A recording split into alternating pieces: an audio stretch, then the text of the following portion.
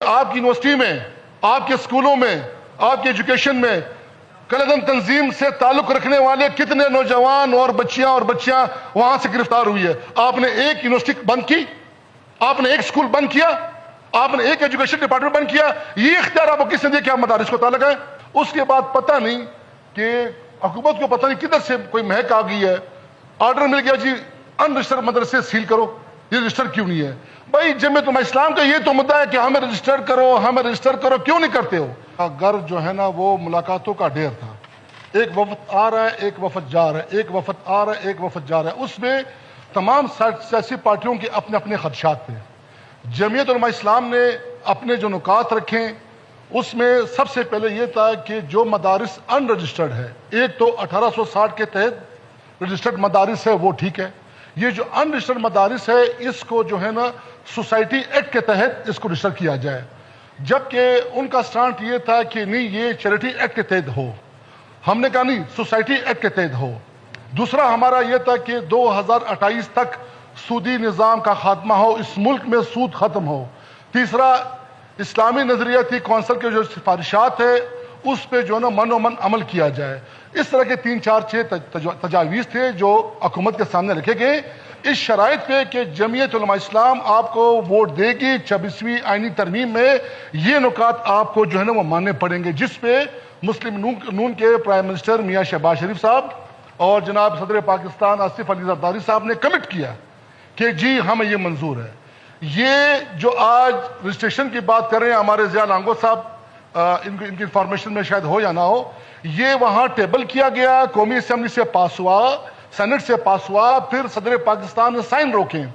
انہوں نے کہا تھا کہ جی کچھ دوست ایسے ہیں علماء میں جو کہتے ہیں کہ ہم سوسائٹیز ایکٹ کے تحت رجسٹر نہیں کرنا چاہتے، ہم تعلیم کے ماتحت اپنے آپ کو رجسٹر کرنا چاہتے ہیں. تب بھی ہماری پارٹی نے مان لیا کہ یہ آپ چھوڑ دیں مدارس پہ، جو جہاں رجسٹر ہونا چاہتا ہے ہمیں کوئی اعتراض نہیں ہے. تب صدر پاکستان نے وہاں پہ سائن کیا اور اس بات کی بھی ہمیں امید دی ہے، ہم سے وعدہ کیا کہ یہ بل صوبوں میں پاس بھی ہم کرائیں گے. ظاہر ہے ابھی مرکز میں تو پاس ہو گیا، جب مرکز میں پاس ہو گیا ہچ ختم ہو گئی ہے، معاملہ ختم ہو گیا. اس کے بعد ہماری پارٹی نے بار بار مرکزی جماعت کو یا مرکزی جو گورنمنٹ ہے اس کو کہا کہ یہ مدارس کا جو مسئلہ ہے صوبوں سے حل کرائیں تاکہ یہ ان رجسٹرڈ مدرسے رجسٹر ہو جائیں.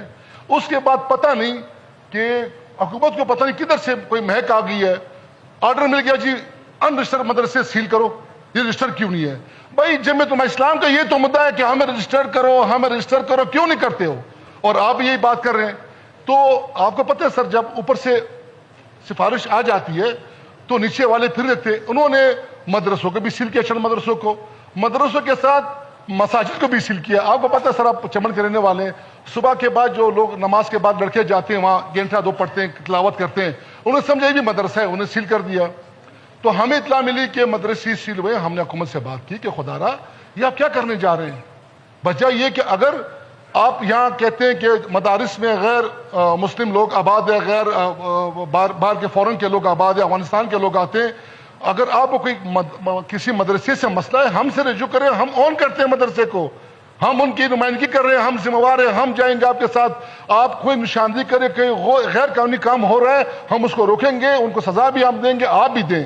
ہمیں یہ چیز تو ہم نے دیکھے میں آئی ہے کہ آپ کی یونیورسٹی میں، آپ کے اسکولوں میں، آپ کی ایجوکیشن میں کلعدم تنظیم سے تعلق رکھنے والے کتنے نوجوان اور بچیاں وہاں سے گرفتار ہوئی ہے. آپ نے ایک یونیورسٹی بند کی، آپ نے ایک اسکول بند کیا، آپ نے ایک ایجوکیشن ڈپارٹمنٹ بند کیا. یہ اختیار آپ کو کس نے دیا کہ آپ مدارس کو تعلق ہے؟ اور آپ بغیر پوچھے، جب اتنی بڑی سیاسی پارٹی موجود ہے بلوچستان میں جو ہر بات پہ آپ کے ساتھ تعاون بھی کرتی ہے، آپ کے ساتھ شانہ بشانہ بھی کھڑی ہوئی ہے، ہم ہر چیز میں تعاون کرتے ہیں، لیکن یہ تو ہماری ایک ریڈ لائن ہے مدارس، اس کو کیسے آپ کراس کر رہے ہیں؟ کیا پھر آپ سنبھال سکتے ہیں اس کو؟ آپ پھر روک سکتے ہیں اس کو؟ ہم تو ڈائلاگ والے لوگ ہیں بھائی، ہم تو ٹیبل ٹاک والے لوگ، ہم سے بات کریں. پرائم منسٹر نے وعدہ کیا، پریزیڈنٹ صاحب نے وعدہ کیا، آپ ہمارے آواز بنے، آپ ہمارے ساتھ چلیں، ان سے کہیں کہ یہ جو وعدہ کیا آپ نے 26ویں آئینی ترمیم میں اس کو پورا کریں. جب مرکز میں پاس ہو گیا تو صوبوں سے کیا مسئلہ ہے؟ کیا مدرسے میں صرف ہمارے بچے پڑھتے ہیں؟ کیا آپ کے بچے نہیں پڑھتے؟ کیا مساجد میں آپ نماز نہیں پڑھتے؟ کیا مدارس میں آپ کے بچے نہیں پڑھتے؟ کیا درس و تدریس نہیں حاصل کرتے؟ اور جناب اسپیکر صاحب، پریشانی اس بات کی ہے کہ کچھ ڈپٹی کمشنر صاحبان نے ان علماء کی تسجیل کی ہے. اصغر ترین صاحب میں آپ کو انٹرپٹ کر رہا ہوں. منسٹر ہوم صاحب